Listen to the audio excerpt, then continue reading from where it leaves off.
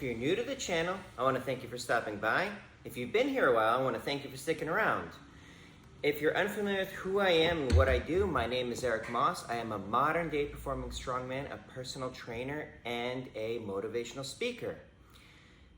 Being a modern day performing strongman and personal trainer and all that stuff, I know that people have questions for me, and since a lot of the questions usually involve a bit more in depth than I could leave in the comments, I decided to start a YouTube series where I would answer people's questions with their very own customized video. It also helps me generate content for my channel, so thank you guys all for asking. So, this question comes from Rockamus Prime, and they said, how much time do you take off, if any, to peak before a performance? Also, do you take off any time after, before restarting a training cycle, or is it year-round? Thank you for asking. It actually, I was trying to do these in order, but I wanted to get this one done today because I've got a little bit of time before my next training client comes in. And it just so happened, today's the first day of school for my daughter, Aurora, and it just so happens that I've got an assembly program scheduled for tomorrow, which I still got to pack up for and everything. So, usually I don't try to take off too much time. It's not like a week or anything like that, and it's not like I have a 12-week build up or anything like that to my shows, because I've got 2 tomorrow and then 2 next week if I've got the dates memorized off the top of my head correctly. I keep it all in my Google Calendar so that I can make sure to stay on top of it. And then I have another gig in Alabama that I'll have to fly out for later in the month.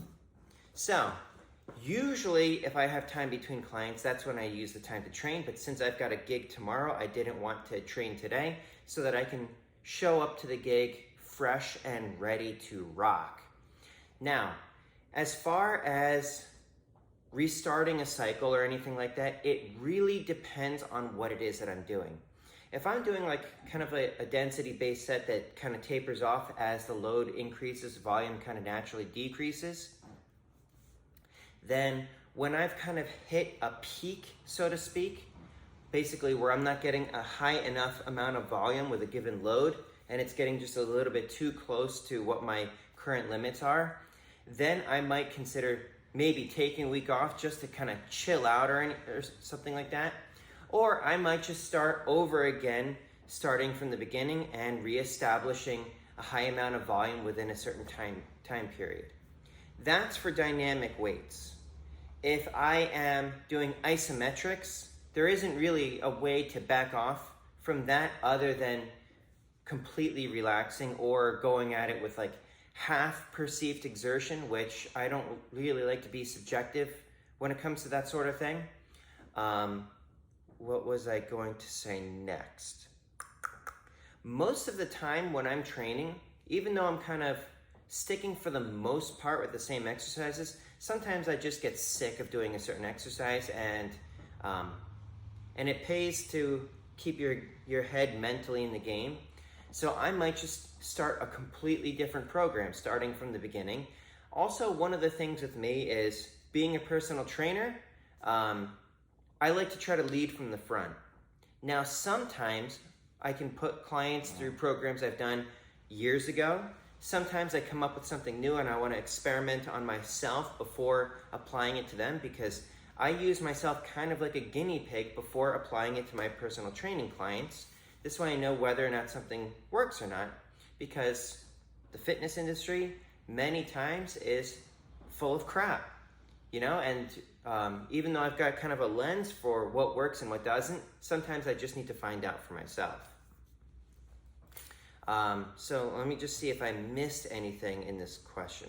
So, kind of going before restarting the training cycle, or is it year-round?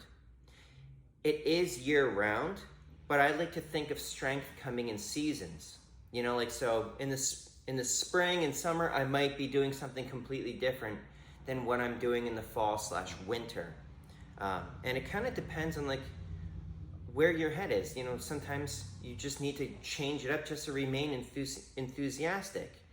because as important as sticking to the basics is, enthusiasm for training is equally important. So I hope that answers your question. If you need to know more, drop it in the comments below and I'll create a follow-up video. If anybody else has any questions or anything like that, drop it in the comments below and I'll give you, if it's not something I've already gotten to, I'll give you your very own customized video as well. Also, if you like this, hit that like button. If you want to see more of this sort of thing, professional speaker here. If you want to see more of this sort of thing, subscribe to the channel. If you want to catch up with my shows, I create a highlight reel in kind of like a vlogging format, my highlights and behind the scenes. And it gives you insight as to what it's like being a modern day performing strongman. Subscribe to that channel and look up, what do I call that thing? Highlights and behind the scenes is a playlist I've created. But in the meantime, please stay happy, healthy, and strong.